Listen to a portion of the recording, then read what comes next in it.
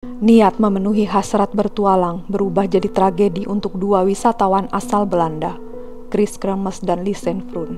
Pada tahun 2014, keduanya melakukan perjalanan ke Panama berlibur sambil belajar bahasa Spanyol dan menjadi sukarelawan bagi anak-anak di wilayah setempat. Namun, rencana mereka berubah sejak melakukan pendakian di dekat Continental Divide of Panama, dekat bukit pada 1 April 2014. Jenazah mereka ditemukan beberapa bulan kemudian dalam keadaan misterius. Apa yang sebenarnya terjadi dengan kedua wanita itu terus menjadi subjek spekulasi, bahkan sampai saat ini. Masalahnya, kepergian mendadak dan misterius mereka meninggalkan bukti fotografi yang mengganggu dari jam-jam terakhir mereka. Sementara itu, banyaknya pertanyaan yang masih tidak terjawab, menimbulkan semakin banyak teori tentang bagaimana keduanya tewas. Nah, sebelum saya lanjut ke videonya, jangan lupa untuk mensupport channel saya ini ya guys, dengan cara like, subscribe, share, dan komen. Nah, langsung saja kita mulai ke kisahnya.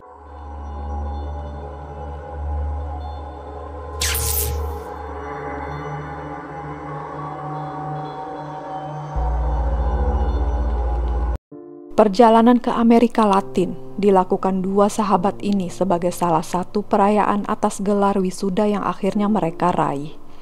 Lisen baru saja lulus dengan gelar di bidang ilmu terapan dan Chris dengan gelar di bidang pendidikan sosial budaya. Mereka berangkat dari Bandara Udara Amsterdam menuju Kosta Rika pada 15 Maret 2014. Dari sana mereka pergi ke Bocas del Toro di Panama. Selain menghabiskan beberapa waktu di pantai, mereka juga belajar sedikit bahasa Spanyol dan menikmati makanan dan minuman lokal.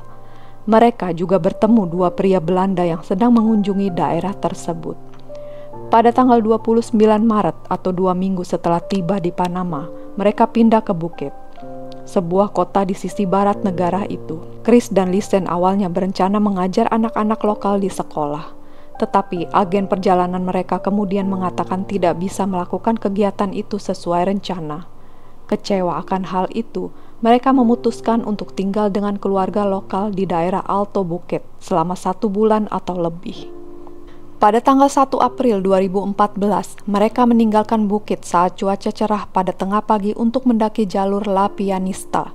Sesuai dengan namanya, kontur jalur ini naik turun. Mereka berencana mendaki ke puncak sekitar 8 km dari kota.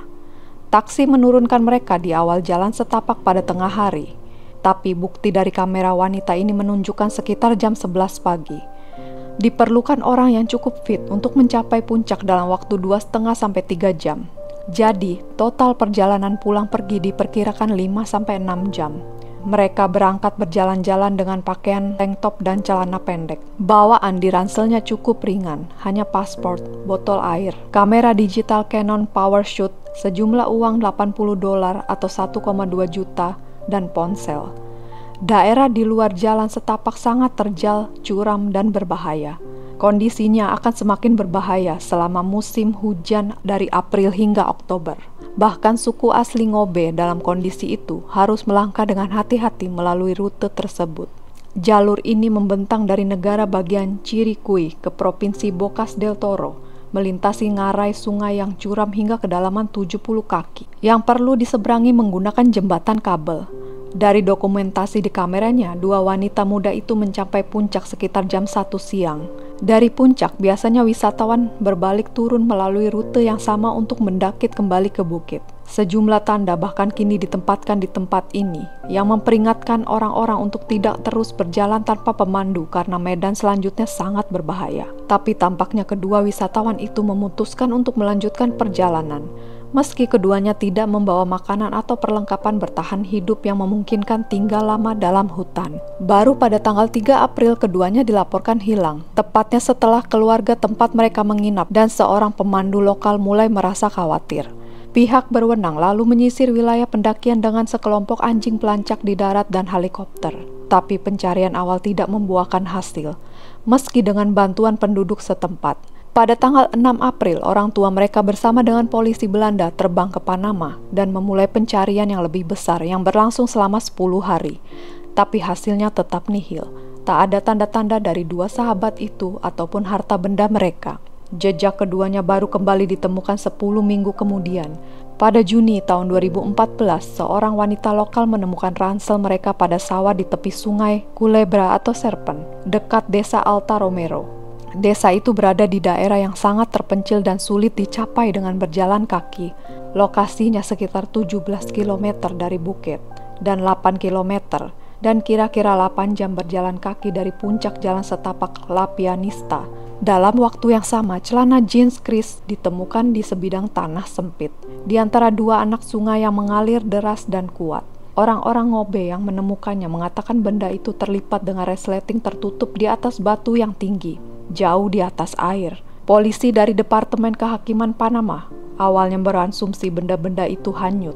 Nyatanya, isi tas ransel itu kering dan tidak rusak. Kondisi tas dalam kondisi baik meskipun diasumsikan berminggu-minggu di alam liar, padahal wilayah itu diguyur hujan deras beberapa minggu sebelumnya.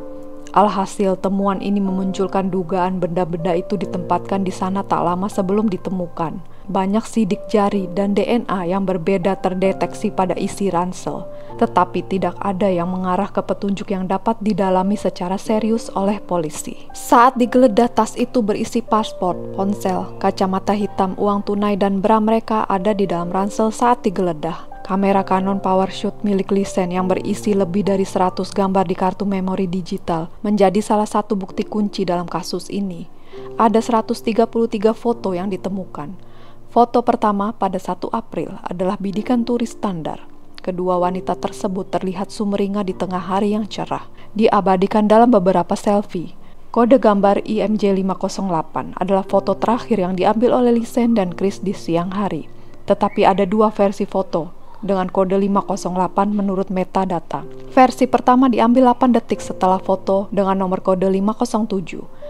Versi lain dari foto yang sama memperlihatkan foto terakhir Chris melihat ke belakang, diambil 50 detik setelah dia melewati sungai. Tidak ada lagi foto siang hari yang dibuat pada 1 April setelah gambar terakhir di sungai dengan kode 508. Ada foto yang hilang. Spesialis Belanda telah mencoba mengembalikan foto yang kemungkinan hilang. Diyakini dihapus setelah melihatnya lewat komputer. Sebab jika foto dihapus oleh korban lewat kamera itu, secara otomatis foto berikutnya akan menerima kode foto nomor 509. Jadi tidak mungkin ada yang pernah tahu bahwa ada data yang dihapus. Namun para ahli gagal memulihkan kembali foto yang hilang tersebut. Foto dalam kegelapan, gambar teraneh di kamera, dan mungkin yang paling menarik adalah 90 foto yang diambil pada 8 April antara pukul 1 dan 4 dini hari. Gambar banyak diambil dalam kegelapan total saat hujan turun. Beberapa diambil dengan jeda beberapa detik, dan lainnya hingga 15 menit kemudian. Bidikan tampak diambil dengan sengaja karena tidak ada yang buram. Jadi diduga gambar tidak diambil di bawah tekanan. Pada titik ini, gadis-gadis itu telah berada di hutan hujan selama seminggu. Beberapa spekulasi korban mencoba menggunakan kamera sebagai sumber cahaya dalam keadaan gelap gulita, atau mungkin untuk memberi sinyal kepada penyelamat, atau bahkan untuk menakut-nakuti hewan liar. Tetapi analisis foto menunjukkan gambar banyak diambil di bawah dedaun. Jadi bukan tempat terbuka yang bisa menarik perhatian. Sebuah close-up tunggal tampak menunjukkan luka di sisi kanan kepala Chris di area pelipis dan darah di rambutnya. Lisen juga diduga menggunakan kamera sebagai petunjuk kepada penyelamat jika dia harus meninggalkan Chris karena cedera. Beberapa bidikan tampak diarahkan ke atas, sementara yang lain menunjukkan jurang dan ngarai. Ada juga bangunan buatan manusia yang kemungkinan besar adalah jembatan kabel. Analisis catatan panggilan iPhone milik Chris menunjukkan dia mencoba menghubungi layanan darurat 112 di Belanda pada pukul 16.39 pada hari mereka hilang. Kemudian diikuti dengan panggilan ke nomor darurat Panama 911. Karena penerimaan yang buruk, panggilan mereka tidak tersambung. Mereka kemudian mematikan ponsel mereka dan mencoba menelpon 14 jam kemudian beberapa kali pada 2 April. Pada 6 April, 5 hari setelah pendakian mereka dilakukan, ponsel Samsung Lisen berhenti berfungsi, mungkin karena baterainya habis. iPhone Chris dimatikan hingga 11 April, tapi diaktifkan kembali pada pukul 10.51 dan bertahan selama 1 jam 5 menit. Ini terakhir kali iPhone digunakan. Pada hari ke-6 ketika baterai Samsung Lisen rusak, seseorang mencoba mengakses iPhone Chris tetapi salah memasukkan PIN atau kodenya. Menyusul penemuan tas punggung tersebut, seorang pemandu lokal dengan bantuan 6 orang asli Ngobe menemukan sisa-sisa tulang, celana pendek jeans dan 2 sepatu berada di sepanjang sungai Rio Culebra tidak lama sebelum 19 Juni tahun 2014. Celana pendek jeans ditemukan 14 jam berjalan kaki dari lokasi penemuan ransel di atas batu di seberang sungai yang harus ditempuh 8 jam berjalan kaki dari bukit. Baru pada tanggal 19 Juni ditemukan sisa-sisa tulang di belakang pohon di sekitar Alto Romero dan jauh dari sungai. Tes DNA mengonfirmasi kecocokan tulang dengan kaki kiri Lisen Frun. Kondisinya utuh di dalam sepatu bot. Hanya tulang telapak kakinya patah.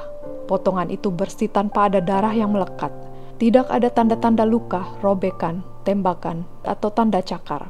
Sedikitnya 33 tulang ditemukan terpencar di sepanjang tepi sungai yang sama, beberapa kilometer dari jembatan kabel dan sungai kering bebatuan. Tempat yang diduga penyelidik merupakan lokasi foto malam hari diambil.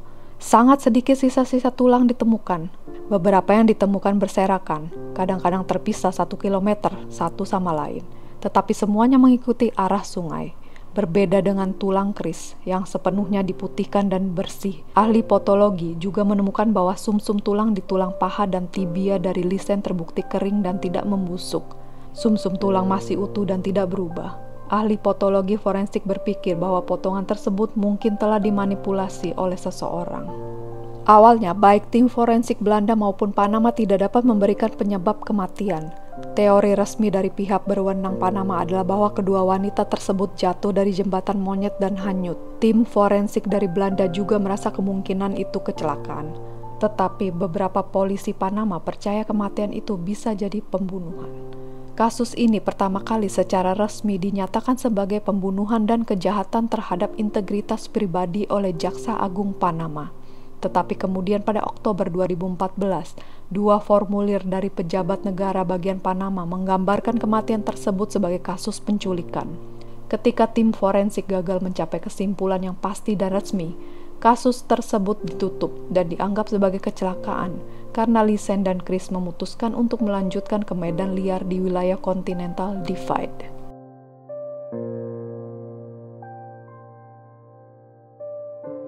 Nah, itu tadi adalah kisah 2 wanita yang hilang di hutan Panama. Bagaimana pendapat kalian guys? Jangan lupa di komen ya. Sekian dulu video dari saya. See you in my next video. Thank you for watching ya guys. Bye.